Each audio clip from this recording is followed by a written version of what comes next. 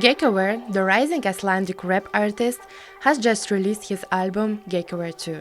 Right before that, at the listening session in Bergen, we had a chat with his good friend Fabio to get to know Gaukur from his perspective. No, I was the one who made him move to Bergen, so I got this. Yeah. Roll it.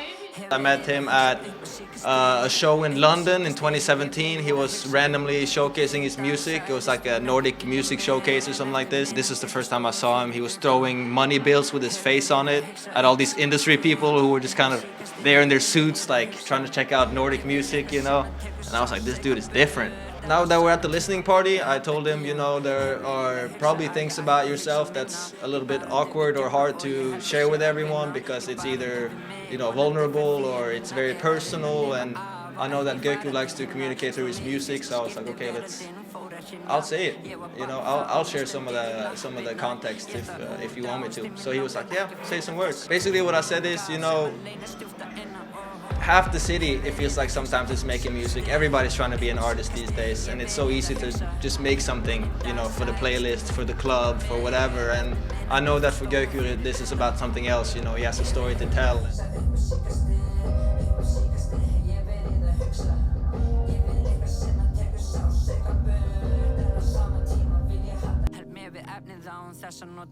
He's poetic in the way he uses the Icelandic language, you know, and he made an effort here, you know, to translate all of his music and make us understand. And I know just even deeper than that, there are ways that he's using the language that just, yeah, I think it sounds beautiful and he has a really interesting sound. So, you know, I wanted people to know that with this music, it's not something that you just kind of listen to and let it pass, but I wanted them to understand that he's trying to say something here.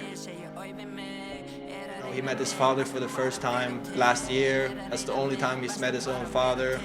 You know, his family situation is very special and it's hard to talk about that kind of stuff, you know, in the songs. This is a man who's spent, you know, a young man who spent the past years trying to put his heart into this music. It's not something he's doing for the clout, it's not something he's doing for the Instagram followers or because it's cool to make music. Like, everything that Gaukur does, I know, is because he wants to put it back into the music project, you know. He came to Bergen, he will do any job and he'll put the money, he'll spend a little bit maybe on food, just surviving. He doesn't drink, he doesn't do any drugs, you know, and being in the music scene and being like that is different, you know. So he's like, his priorities are like music first, art first. And I think that's rare. To me, there are two kinds of music, you know, or two roles that music has. And one of them is to create a vibe or create a mood or a feeling, and the other one is to tell a story. And I think Gaukur has found a way to do both, somehow in a language that only 300,000 people in the world understand. So I think it's awesome that he ended up, you know, getting away from Reykjavik, go see the world and come to Bergen, you know, and yeah, give it a shot and keep working on his music. I think, yeah, this is just one of those guys that we'll look back at in 20, 30 years and be like, damn, he is different.